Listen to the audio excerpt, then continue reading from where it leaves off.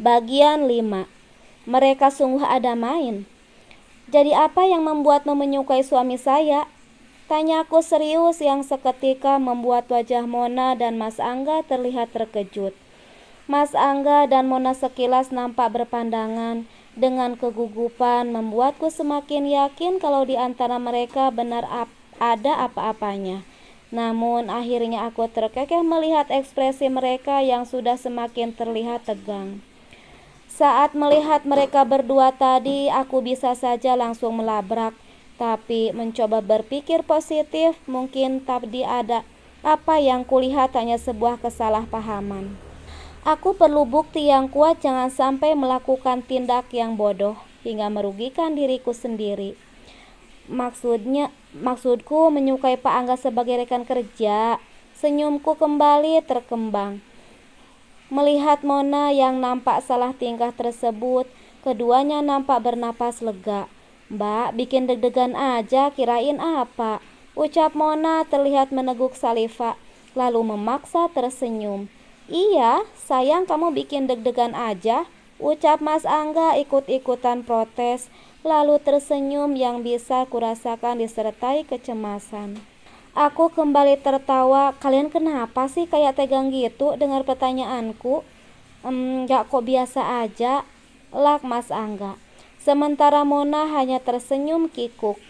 Tiba-tiba ponsel Mona berdering. Maaf, saya permisi angkat telepon dulu, ucapnya sembari sedikit menjauh dari meja makan. Setelah mengangkat telepon, Mona kembali menghampiri aku dan Mas Angga. Maaf Pak, Mbak saya harus segera pulang. Barusan adik saya telepon nyuruh cepat pulang karena ibu saya lagi sakit. Ibu kamu sakit? Tanya Mas Angga terlihat cemas. Iya Pak. Ya udah kalau begitu biar saya antar kamu pulang untuk bawa ibumu ke rumah sakit, tawar Mas Angga. Mona nampak ragu dan menatap ke arahku. Lydia, gak apa-apa kan kalau Mas anterin Mona pulang? Kasihan ibunya lagi sakit, ucap Mas Angga memelas. Aku menghela napas. Sebenarnya aku keberatan. Tetapi di sisi lain sebagai manusia, jika benar ibunya Mona beneran sakit, bukankah aku terlalu ego tidak mengizinkan Mas Angga untuk menolongnya? Memangnya kamu tidak punya saudara laki-laki yang bisa kamu minta bantuan? Aku beralih bertanya pada Mona dan mengabaikan pertanyaan Mas Angga. Tidak ada Mbak, semua saudara dari ibu jauh, bapak sudah meninggal dan adik saya perempuan, jawab Mona. Oh begitu, ucapku menanggapi. Baiklah, kamu boleh mengantar Mona pulang. Akhirnya aku memilih untuk mengizinkan Mas Angga mengantar Mona pulang. Saat ini rasa percaya harus kuutamakan, meski ada rasa curiga yang tidak bisa kuabaikan. Terima kasih Mbak, ucap Mona. Aku hanya mengangguk mengiyakan ucapannya. Silahkan kalian pergi, namun tentunya aku tidak akan diam saja. Aku harus memastikan sendiri dengan mata kepalaku apa yang diucapkannya benar adanya. Akhirnya Mas Angga dan Mona pun pergi. Setelah mereka pergi, aku pun segera mengeluarkan mobil dari garasi, mengikuti kemana mereka. Setelah terus mengikuti mobil Mas Angga, akhirnya mereka berhenti di sebuah perumahan sederhana. Ternyata benar, Mona tidak berbohong. Mungkin yang tadi kulihat juga salah paham antara dia dan Mas Angga. Tidak ada hubungan apa-apa.